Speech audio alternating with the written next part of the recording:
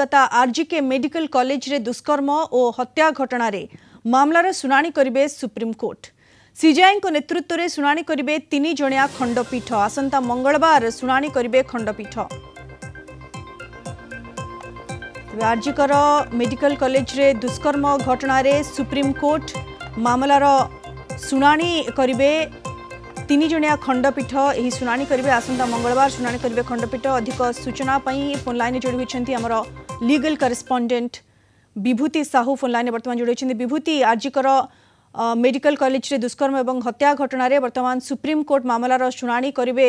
ये जो प्रकार पीड़िता को न्याय देवा पई जो भली अहरह डाक्तर मानकर आंदोलन चली प्रतिवाद चली निश्चित रूप से बड़ डेवलपमेंट बोली कहा जाय पारे।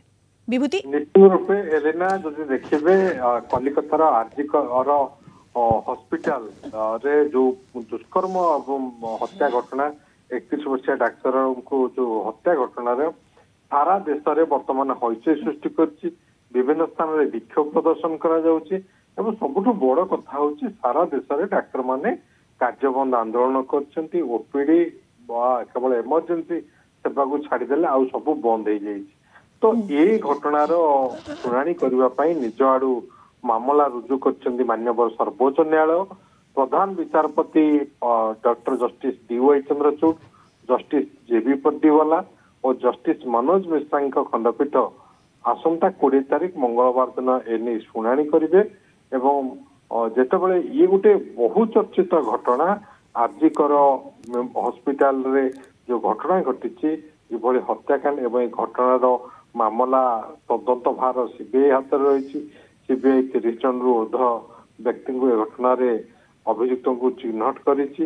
एवं जितेबाला सीबीआई घटना तदंत कर समय माननीय सर्वोच्च न्यायालय निज आड़ू मामला रुजु करछन्ती एवं आसंता मंगलवार को शुणाणी दिन धार्य करछन्ती। ये निश्चिंत गोटे बड़ डेवलपमेंट एवं आम आशा करवा माननीय सर्वोच्च न्यायालय निर्देश क्रमे सीबीआई तार तदंत को त्वरित करिवो एवं जो दोषी एथिरे अछन्ती जो माने से जड़े हूँ बा एकाधिक दोषी जो मैंने अच्छा से दंड मिलिबो एवं जी पीड़िता तांकु न्याय मिल पारिबो।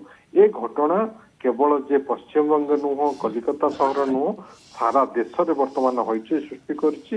एवं पूर्वरु पश्चिमबंग हाईकोर्ट मध्य कलिकता हाईकोर्ट एने शुणाणी करथिले जो कि कलिकता हाईकोर्ट क्षोभ प्रकाश करथिले जेतेबेले 7000 लोक अगस्त 14 तारीख दिन राति रे आरजीकर हॉस्पिटल भितर प्रवेश कले, भंगारुजा कले।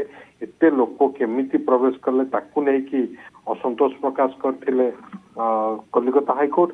तो एबे जेतेबेले माननीय सर्वोच्च न्यायालय ए मामलार शुणाणी करिवे बिल्कुल। विभूति, जंती आपण सूचना देउछन्ती तदंत तो ता बाटरे आगई छि किंतु जो भली भाबरे आंदोलन धारणा चलीथिला डाक्तर मानकर केवल कोलकाता रे नुह सारा देश रे एवं कोठी ना कोठी डाक्तर माने निजर सुरक्षा ने प्रश्नवाची सृष्टि करथिले एवं पीड़िता को न्याय दाबी करथिले।